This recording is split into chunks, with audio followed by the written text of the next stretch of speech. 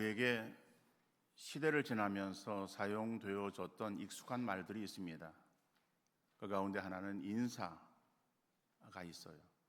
인사를 할 때에 그전에는 아침 인사, 저녁 인사, 이런 인사를 나눌 때에 우리는 안녕하십니까 라고 하는 인사보다는 조반 드셨습니까?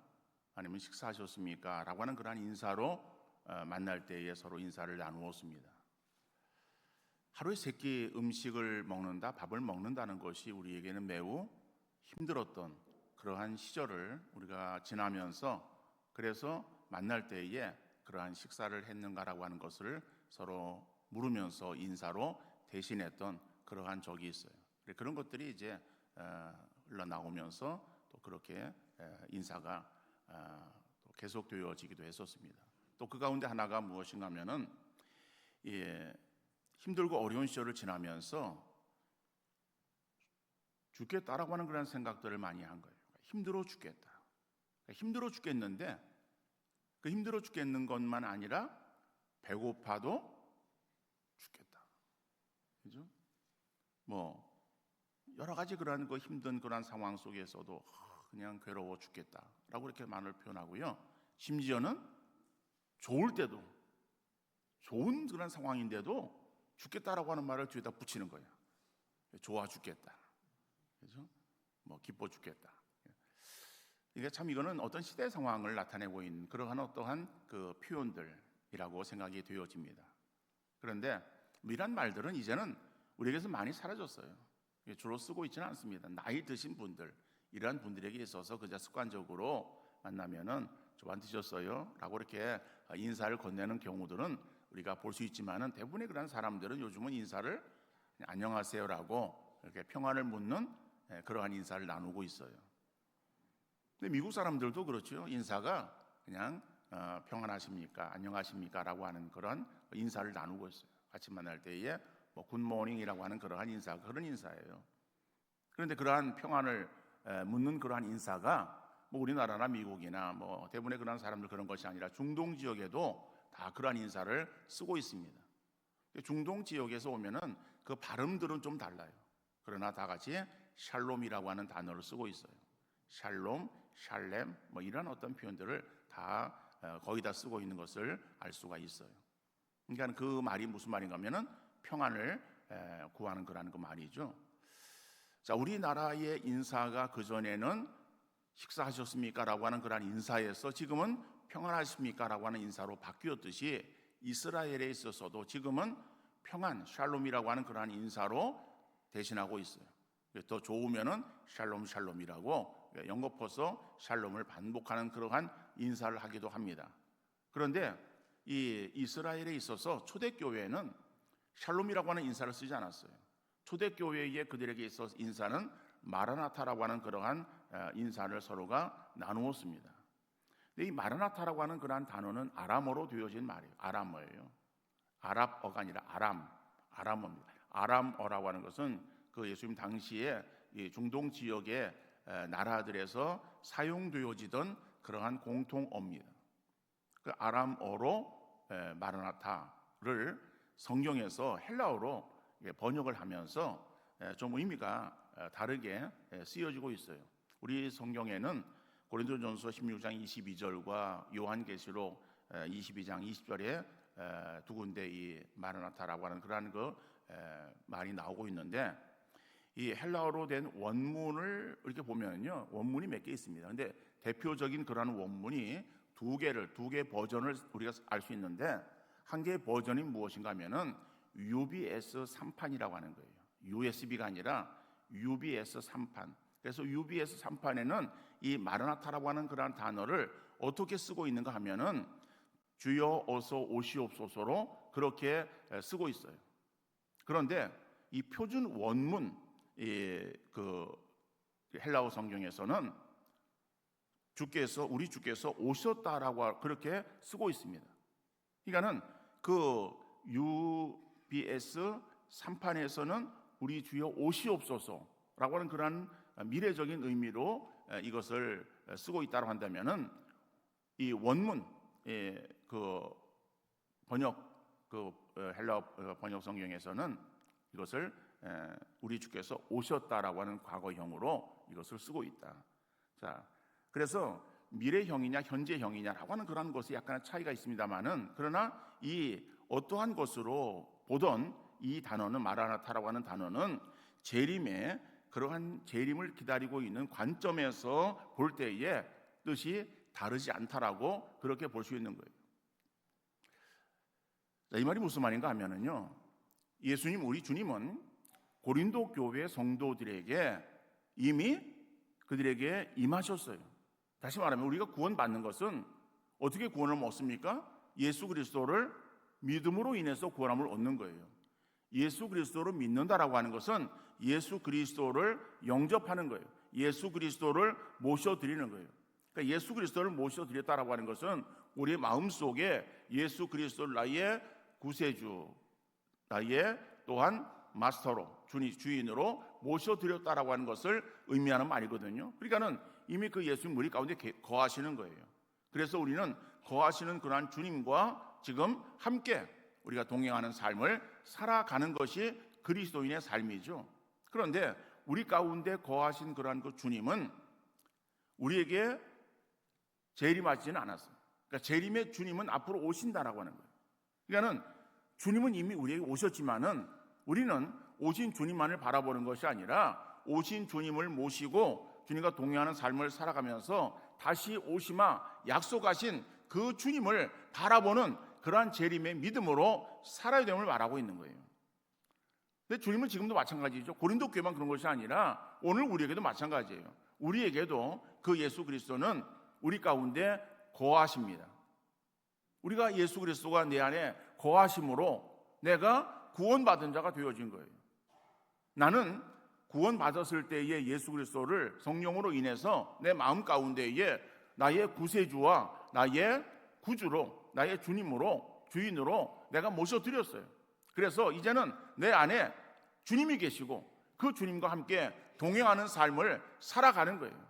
그러니까는 이미 주님은 내 안에 계신 것이고 또 그 주님은 다시 오실 그러한 우리 재림의 주님을 우리가 기다리는 그러한 믿음으로 살아야 된다라고 하는 것을 우리에게 말씀하는 것이죠. 그러면은 재림의 주님을 우리가 기다리는 그러한 믿음을 가지고 살아야 된다라고 할 때에 이 주님을 막연하게 기다리면서 언제 오실지 몰라서 기다림에 지쳐 포기하고 졸며 시간을 보내다가 그냥 갑작스럽게 주님을 맞이하는 미련한 다섯 처녀의 모습으로 신앙생활을 해서는 안 된다는 거죠. 우리가 늘 깨어서 그 주님의 그러한 그 재림을 우리가 늘 소망하며 기다리는 그러한 믿음의 자세를 가져야 될 줄로 믿습니다. 이미 성령이 우리 안에 거하시고 우리가 구원받았을 때에 예수님을 정말 나의 안에 구세주와 주님으로 모셔드렸기에 내 안에 정말 주인 되시는 그 주님께 늘 흡족함을 드리기 위해서, 기쁨을 드리기 위해서 그 주님과 동행하는 그러한 그 삶을 살아야 되는 거예요. 그러면서 우리는 또 다시 오실 주님을 우리가 기다리는 그러한 믿음의 자세를 가져야 되는데 그 모습은 깨어 준비하는 지혜로운 다섯 처녀처럼 우리가 늘 깨어서 언제 오실지 모르지만은 그러나 다시 오시마 약속하신 그 예수 그리스도를 기다리는 그러한 믿음의 자세를 가져야 될 줄로 믿습니다. 우리는 성탄절을 앞두고 있어요. 다른 교단에서는 대림절, 대강절이라고 하는 그러한 이 표현을 하면서 성탄 5주 전서부터 한 주, 두 주, 세 주 하면서 촛불을 켜놓고 그러면서 그것을 기다립니다. 그러니까는 성탄절을 기다리는 그러한 절기, 그래서 대강절, 대림절 이렇게 말하는데 우리 교단에서는 그러한 말을 쓰지 않습니다. 그런 절기를 지키지 않습니다. 자, 그러나 이번 주간에는 성탄절이 있어요. 수요일이 성탄절이. 그래서 성탄절을 앞두고 우리가 어떠한 마음으로 우리에게 오신 주님을 맞이해야 될 것인가? 다시 한번 우리가 말씀을 통해서 살펴보며 우리에게 주신 은혜를 함께 나누는 귀한 시간 될 수 있기를 바랍니다. 첫 번째로 우리가 주님을 기다리는 그러한 어떤 믿음의 자세를 갖는 우리 성도들에게 있어서는 먼저 우리의 믿음을 점검해 볼 수 있기를 바랍니다. 우리가 주님을 기다린다라고 할 때에 그 기다리는 그러한 우리들의 마음 가운데 먼저 내 심령을 돌아보며 내가 정말 주님을 사랑하고 주님과 함께하는 그러한 믿음을 내가 온전히 가지고 있는가를 우리가 먼저 내 자신을 살펴봐야 되는 거예요. 그래서 오늘 본문 5절 말씀 보면은 너희는 믿음 안에 있는가 너희 자신을 시험하고 너희 자신을 확증하라. 예수 그리스도께서 너희 안에 계신 줄을 너희가 스스로 알지 못하느냐. 그렇지 않으면 너희는 버림받은 자니라. 여러분, 우리가 세상에 살아가면서 너나 할 것 없이 분주하고 바쁜 그러한 삶을 살아가고 있어요. 바쁜 삶을 우리가 살다 보면은 나타나는 현상들은 무엇인가를 자꾸 놓친다는 거예요. 잊어버리고 빠뜨리며 지나게 되어지는 거예요. 어딘가에 핸드폰을 놓고 다니고 가방을 놓고 다니는 것은 일상이 되어버렸고, 젊은 사람들조차도 약속도 잊어버리고 해야 될 일도 빠뜨리는 경우들도 많이 일으키는 것을 보게 되어집니다. 우리의 삶이 바쁘다고 해서 우리의 신앙에서 예수님을 잊어버리고 놓치고 살아가서는 안 될 것입니다. 오늘 본 말씀을 우리가 읽은 5절 말씀을 표준 세번역 성경으로 보면 이렇습니다. 여러분은 자기가 믿음 안에 있는지를 스스로 시험해보고 스스로 검증해 보십시오. 여러분은 예수 그리스도께서 여러분 안에 계시다는 것을 알지 못합니까? 모른다면 여러분은 실격자입니다 라고 번역을 하고 있어요. 예수 그리스도를 바로 믿고 바라보며 늘 주님과 동행하는 삶을 살아야 되는데, 우리가 세상에서 열심히 일하고 생활하면서 내가 예수 믿는다고 하는데, 그런데 실제 내가 예수 믿는 것이 아니라 어떠한 스스로 어떤 착각 가운데에 빠져 있다고 한다면은 우리의 신앙이 큰 문제가 아니겠습니까? 그래서 그러한 경우, 그러한 사람을 표준 세번역 성경에서는 어떻게 표현하고 있는가 하면은 실격자라고 말하고 있어요. 실격자가 뭐예요? 자격이 없는 사람이에요. 우리가 예수님을 믿는다고 하면서 말로만 예수님을 믿고 실제 그 주님과 동행하며 그 주님을 사랑하지 아니하며 그 주님과 함께하는 그런 삶을 살아가고 있지 못하다면은 우리는 뭐예요? 자격이 없는 사람이다라고 말하는 거예요. 믿음의 자격이, 하나님의 자녀로서의 자격이 없는 그런 실격자라고 성경은 말씀하고 있어요. 어느 날 내 삶을 돌아보니 내 손에는 예수님의 손을 잡고 있는 것이 아니라 세상과 짝하여 살아가면서 세상 속에 치우쳐 붙들고 있던 것이 예수님인 줄 알았는데 엉뚱한 형식적인 껍데기 아닌가 돌아보는 우리 모두가 되어질 수 있기를 간절히 바랍니다. 예수님께서 12살 되었을 때에 이제 성인식을 합니다. 유대인들에게 있어서는 지금도 그들에게는 성인식을 해요. 그 성인식은 성전에서 이제 와서 의식을 행하는데, 예수님도 그 성인식을 행하기 위해서 10살 되었을 때에 예수님의 부모가 친족들과 함께 그 예수님을 데리고 성전으로, 예루살렘 성전으로 올라갑니다. 거기서 의식을 마치고 그리고 돌아오는 길이었어요. 자, 돌아오는 길에 사람들이 많아서 같이 동행하는 줄로 알고 하루길을 걸었어요. 하루길을 걸어와서 밤이 되어서 보니까는 예수가 없는 거예요. 그러니까 하룻밤이 지나고 나서 그걸 알았다는 것이죠. 그 밤을 지나고 그 다음날 찾으러 다시 왔던 길을 되돌아갑니다. 하루길을 다시 걷고 그리고 그 밤을 자고 그 다음날 예수님을 찾으러 다니면서 그러면서 성 안으로 들어갑니다. 성전 안에 들어갔더니 예수님께서는 그 성전 안에서 랍비는 당시의 성경 학자들입니다. 성경 교사들이에요. 성경에 대해서는 잘 알고 있었던 율법의 교사들입니다. 그 교사들과 함께 앉아서 질문하고 그리고 대화하고 있었던 것을 발견하게 되어집니다. 지금도 예루살렘 그 성을, 물론 지금은 뭐 이렇게 내전도 있고 뭐 혼란스러운 그러한 상황이라서 예루살렘 방문이 어렵습니다만은, 예루살렘 성을 그 방문해 보면은 이 십자가 길이 있어요. 그러니까 십자가를 지고 올라갔던 그러한 길에 있어서의 그러한 어떤 흔적들을 거기다가 표시도 해놓고, 그래서 사람들이 그 길을 다 지나가면서 또 이제 묵상도 하고 또 기도도 하고 하는 그러한 그 길입니다. 근데 그 길을 이렇게 가다 보면은요, 거기에는 지금은 양쪽에 그 어떠한 그 아랍 사람들이 어떠한 그 상점들을 이렇게 개설해 가지고 많은 상점들이 쭉 있어요. 그러다 보니까 또 길이 좁아졌습니다만은 그 좁은 길로 그러한 그 어떤 그 관광객들이 이제 이렇게 통행을 합니다. 그러다 보면은 서로 막 부딪히고 하는 그런 복잡한 그러한 길이에요. 그런데 예수님 당시에는 그 길이 뭐 그렇게 더 확장되고 넓은 길은 아니었을 거예요. 길에는 별로 변화가 없지 않습니까? 그러니까 그러한 어떤 길인데, 물론 상점은 없는 그러한 길을 할지라도 그 길은 그렇게 대로가 아니에요. 그런 어떤 길에 당시의 예루살렘 그 성에는 많은 사람들이 출입을 했어요. 제사 드리러 올라가는 사람들, 기도하러 가는 사람들, 또 오는 사람들, 그래가지고 늘 번잡한 그러한 길이었어요. 그렇기 때문에 그러한 그 번잡한 그러한 길에서 길을 잃어버리거나 사람을 잃어버리기는 십상이에요. 자, 예수님의 부모나 다른 친족들도 이스라엘의 수도였던 예루살렘을 방문하면서 그래서 여러 가지 다른 곳에 정신이 팔렸을 거예요. 이것저것 구경하느라고 정작 예수님을 잃어버렸다라고 하는 거예요. 우리도 세상에 치우쳐 살아가면서 예수님을 놓치고 엉뚱한 것을 잡고 예수님인 양 동의하는 삶을 살아서는 안 되는 것이죠. 분주함 속에서 잃어버리지 않으려면 정신을 차려야 되는 거예요. 정신줄을 놓아버리면 사람이나 해야 될 일들도 다 놓치게 되는 거예요. 여러분, 우리가 세상을 살아가면서 아무리 우리가 바쁘고 우리가 정말 분주하고 정신없는 그런 삶을 살아간다 할지라도 우리가 정말 놓치지 말아야 될 것, 우리의 손에서 놓지 말아야 될 것은 예수 그리스도와 동행하는 그러한 우리의 삶의 모습인 줄 믿으시기를 바랍니다.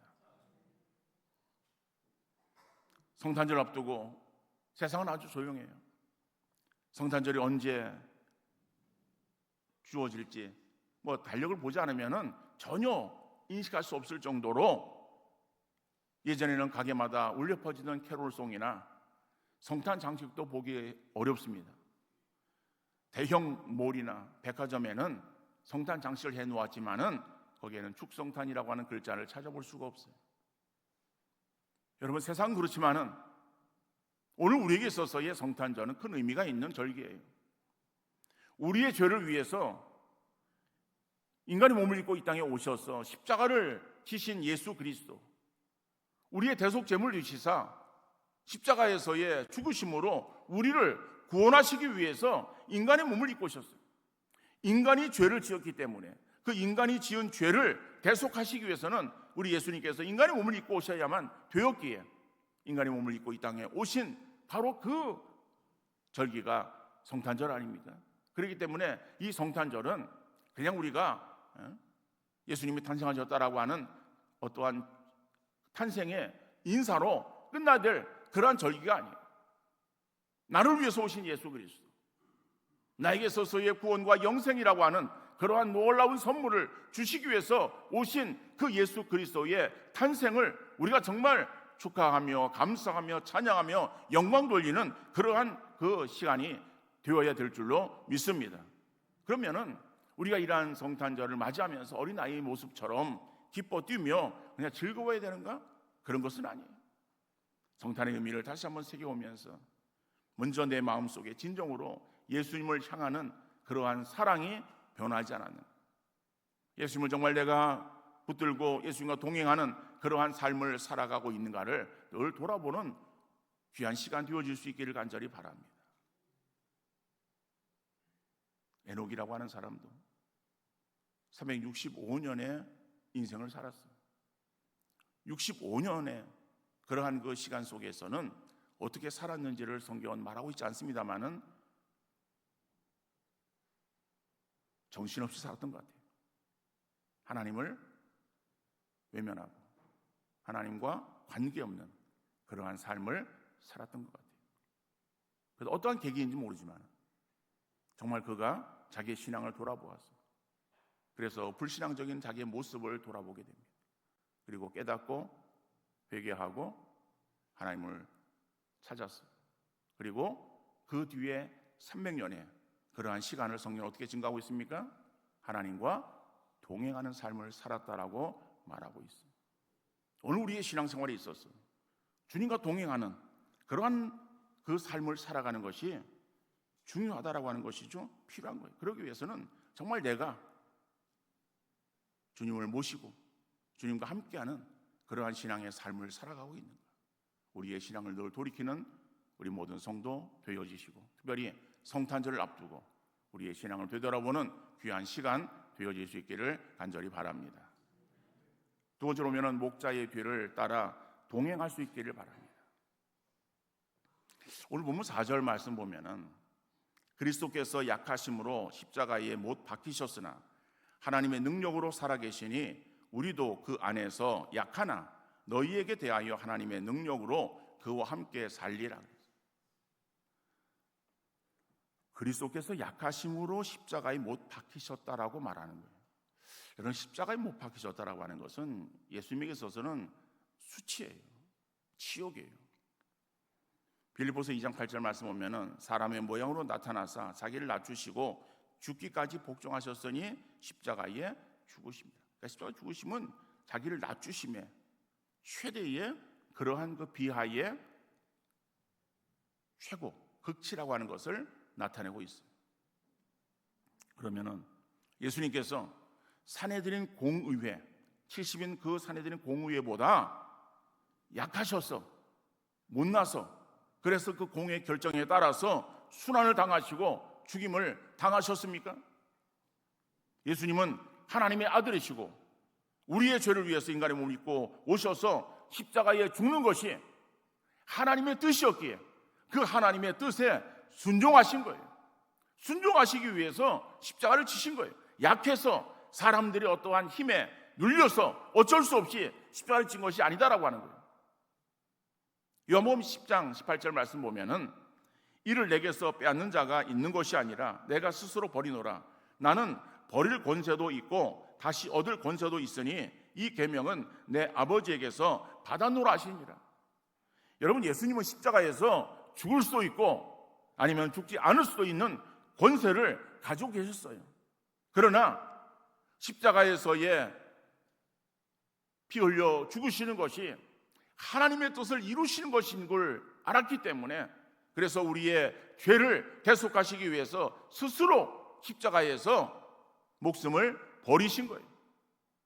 스스로 모든 것을 행하실 수 있는 능력을 가지신 분이 연약한 우리 죄인들을 구원하기 위해서 일부러 당신이 약해지셨음을 말씀하는 것이죠. 그런데 하나님께서 그 약한 모습으로 십자가에서 우리의 구원의 길을 이루신 그 예수 그리스도를 어떻게 하셨습니까? 다시 살려주셨어요. 그리고 원래의 모습으로 돌이키게 하셨다. 그래서 예수님께서는 십자가에서 죽으시고 약속대로 사흘 만에 다시 부활하셨어요. 부활하신 예수 그리스도, 부활을 증거하시다가 하나님께서 그를 다시 하나님 우편으로 인도하셨습니다. 이 말은 하나님과 권능의 동등되어짐을 취하는 그러한 자리로 올리셨음을 말하는 거예요. 원래 예수님은 하나님이셨어요. 하나님이신 예수님이 인간의 죄를 대속하시기 위해서 그 방법이 없기에 인간의 몸을 입고 오셔야 되었기에, 그래서 성부 하나님과의 약속에 의해서 그래서 때가 되어짐에 인간의 몸을 입고 이 땅에 오셨고, 그래서 정말 낮아지시는 그러한 수모를 다 철저하게 당하시면서 십자가에서의 죽으셨고, 그 십자가의 죽으심이 결국 저와 여러분을 그 죄에 의해서 구원하는 그런 놀라운 은혜로 우리에게 또 은혜를 허락해 주셨고, 그렇게 구원의 길을 이루신 그 예수님을 다시 하나님께서는 원래의 하나님의 그러한 자리로 올리셨다라고 하는 것을 말씀하는 거예요. 그런데 그 예수님, 이 땅에 오신 그 예수님을 성경은 어떻게 증거하고 있습니까? 마태복음 1장에서 보면은 그 예수 그리스도 이 땅에 오심에 대해서 임마누엘이라고 말씀하고 있지 않습니까? 임마누엘의 의미가 뭐예요? 하나님이 너희와 함께 하시다라고 하는 거예요. 그런데 이 땅 위에서의 모든 사역들을 마치시고 그리고 승천하시면서 마지막 제자들에게 남기시는 마지막 말씀이 무엇입니까? 내가 세상 끝날까지 너희와 항상 함께 있으리라. 마태복음 마지막 28장의 마지막 절에 나오는 그 말씀이 어떤 말씀이에요? 임마누엘.